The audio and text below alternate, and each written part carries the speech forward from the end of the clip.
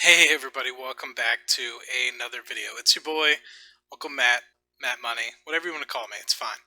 We're talking about M1 Finance today. So, all I really want to talk about is initially when I set out my kind of goals for the year in 2020, I was thinking that I would get M1 Finance up to about 12,500 to about $20,000.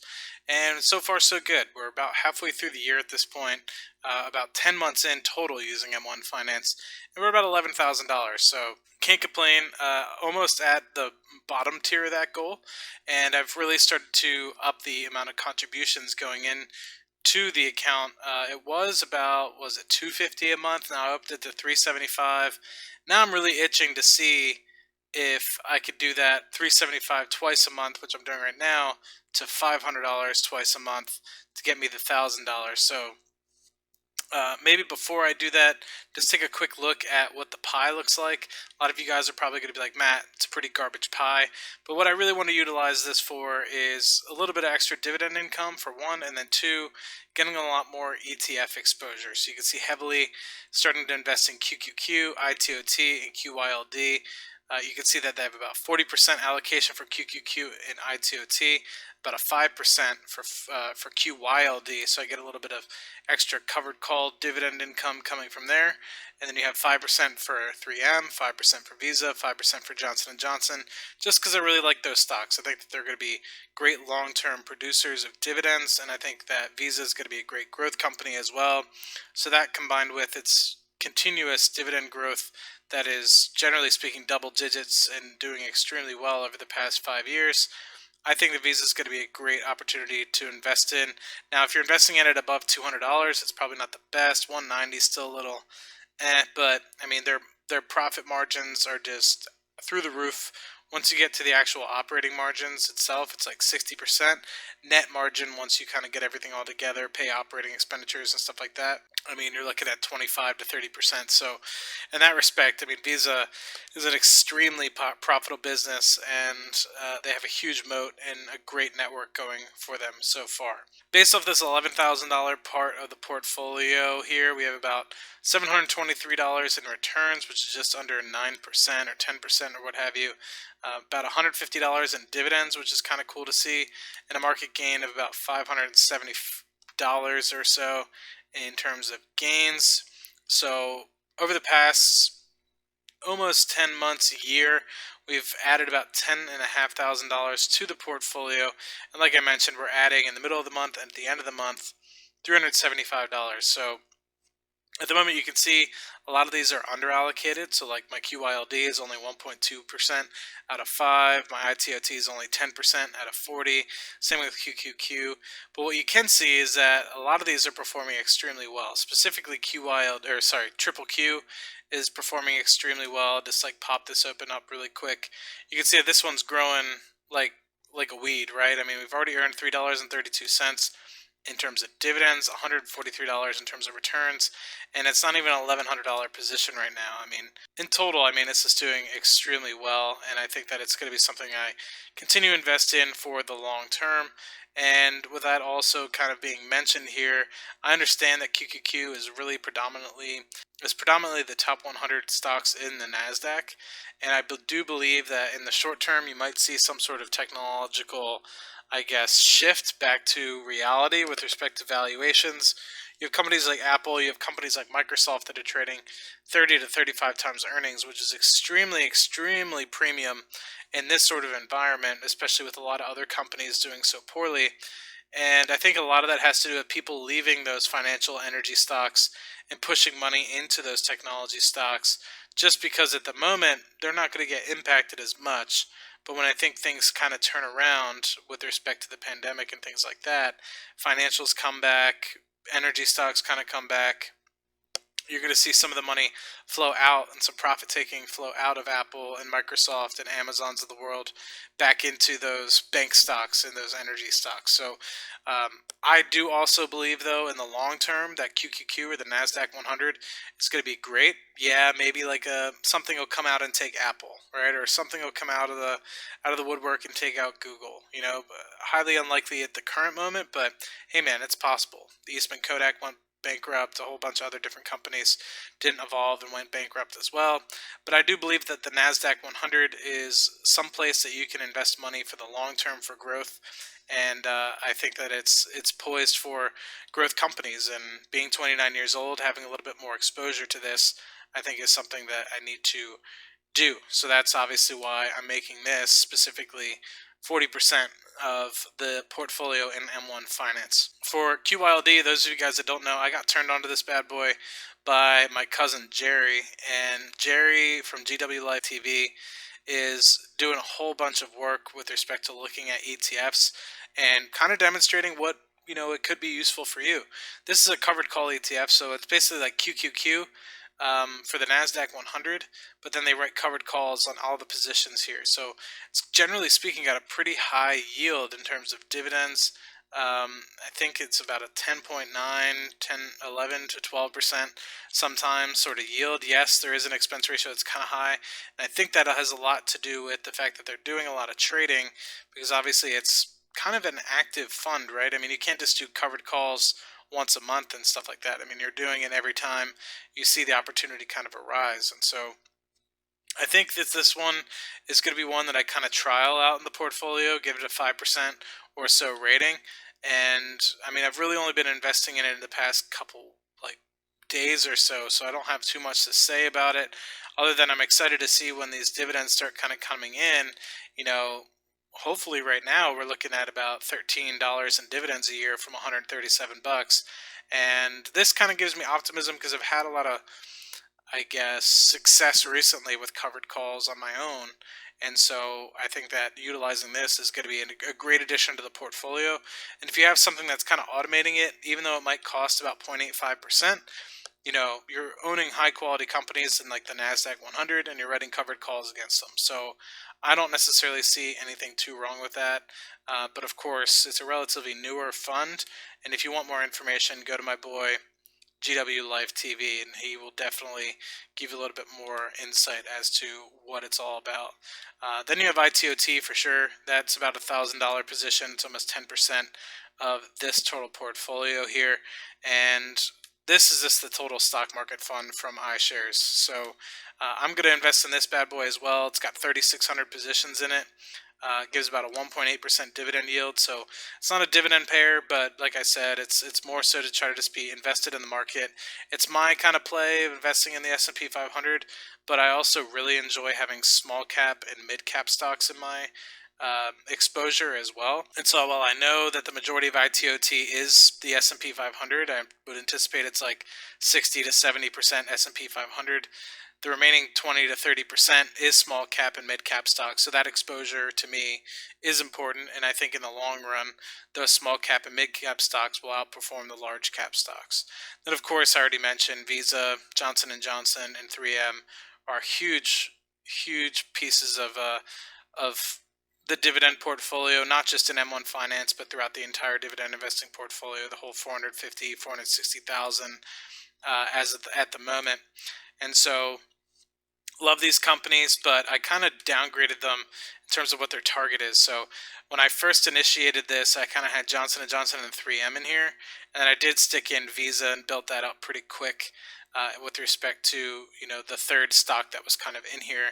And then what I realized was, I mean, I already individually pick Johnson & Johnson, Visa, and 3M when I think the price is right in my individual brokerage account. So it didn't make really sense to like continue to add in this particular kind of portfolio. What is nice about it is the dividends that can kind of come from these and help feed any of these ETFs and stuff like that. And it just provides a little bit more an increase in the dividend income coming from the entirety of this particular pie, because you have QQQ, which is lower than 1%.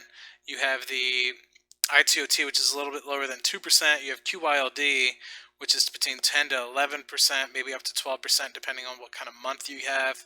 And then you'll have Johnson & Johnson, Visa at 3M, which probably average out to close to 3% between all three of them, maybe closer to 2.5%. So, it just ups the yield of the portfolio a little bit. And plus, they're just great companies to own. But you can see I originally started them off with about $2,500 or so a piece. Then I went to Visa, added Visa in there, was adding aggressively to Visa. And now I've kind of just said, you know what, let's do a little bit more of a hands-off strategy, go QQQ, ITOT, and maybe a little QYLD, and kind of walk away from it. So you'll see like the 40% in terms of the goals for ITOT and QQQ, and then 5% for everything else. And that's just mostly because, I don't really want most of that portfolio for M1 Finance to be, in QQQ or ITOT. And what I eventually hope to do is when these get small enough, maybe, and we continue to add to these particular parts of the pie, and these do kind of come down to, say, 5-10%, I'll probably sell out of them and just roll them into QQQ, ITOT, and QYLD. Um, just to up that up. And what I'll probably do is up QYLD by about 5%, and then up these two by 4.5 or 5% a piece as well. And so it'll probably be something like 45, 45, and then 10, or something like that with respect to QQQ, ITOT getting the 45s, and QYLD maybe getting the 10%. But it is hard to see, like, say, Visa, Johnson Johnson, and 3M Go, because they are great companies within the portfolio, and so I can't complain with that. But for sure, one of the things that I want to do right now is up these transfers up to $500 a month. I really like this strategy.